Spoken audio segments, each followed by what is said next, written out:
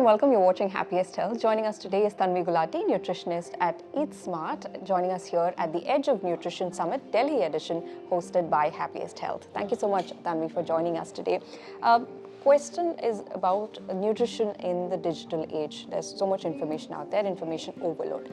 Now, specifically when it comes to women and weight loss, there is no one rule that fits all, like for everybody else. But when it comes to women, there are a lot of other factors that come into play when it comes to nutrition and weight loss. People get discouraged easily because they don't lose weight as fast as they think they can. One day it's one weight and next day suddenly you're seeing fluctuations. So women are basically regulated by hormones since the age of 12, 13 till 60. And there are ups and downs during all this phase. So in adolescence, girls generally have a tendency to put on weight because due to estrogen, progesterone, all playing their part. So I always say that never go just for a number on scale when you are looking at your overall health. It's just one parameter. It's simply telling you your weight against gravity. It's not telling you how you are feeling internally. So at whatever age you are, like if we talk about new mothers, say you have put on 10 kgs during your pregnancy. So it took you 9 months to put that weight on. So, and I say that don't expect to lose that weight in maybe 2 months. Give yourself at least 1 year. So I myself, what I did is, my target was like when my son was 1, I said, okay, I should be back to my original weight, my pre-pregnancy weight by the time he is 1 year old. So keep realistic targets. So that's really important.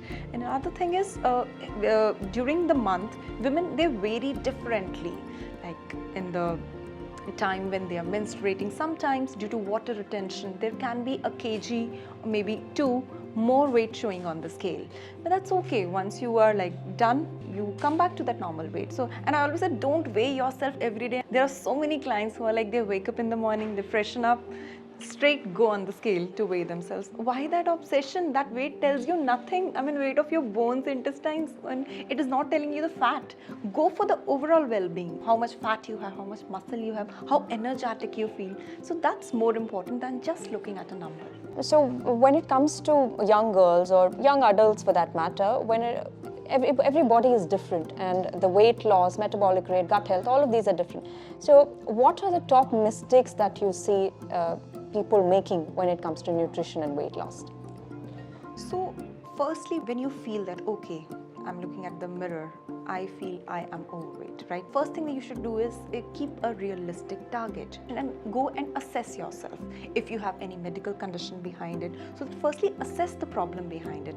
Is there any hormonal issue going on in the body, or maybe you are eating too much of processed foods? So that needs to be assessed, and then you need to go ahead with it. So the biggest mistake that people do is keep an unrealistic target. They want to lose 10 kgs in a month. The moment they decide they want to be they want to fit in a dress 2 sizes small in maybe a month or 2, which is practically not possible. You can only lose water weight. You cannot lose fat that fast. There's a science behind losing fat. So one is keep realistic target, meet a qualified dietitian who can tell you that this is practically possible in this much time. Another is when people start doing diet on their own or by following some fad diets over the internet, they start consuming way too little calories. I mean, it's a very low calorie diet that people do. For our bodies to function properly, for your lungs, your digestion, you need 1400 to 1600 kilocalories. But when they start doing diet, they go into extremely low kilocalorie diet, which is like 800 to 1000 calories, which is way less. And then you start experiencing hair fall, skin issues, sagging of skin. So all these are side effects of that very low calorie diet done without the guidance of an expert. So these things should be definitely avoided, a realistic target, and then gradually decreasing the calories. When a client comes up to me who's already been, I ask them to give me a dietary recall, which means what kind of diet they are already following. And when I calculate it so many times, it's, just 800 calories, and I wonder, since when have them, and then there's no scope of further decreasing it. What would you do with that 800 calories? How can I decrease it? Then we have to increase the calories first, make them gain some healthy weight, and then that process starts. So there's a clear difference between weight loss and fat loss, which people don't seem to understand. All right. Now, what is the one nutrition advice that you give others that you also religiously follow? It's about balance. See, we all are social. We have to go out, we have to travel, we have our families, parties coming together. You cannot keep saying no to food. What I always say is there's a 80-20 rule when it comes to nutrition. 80% of the time, eat healthy.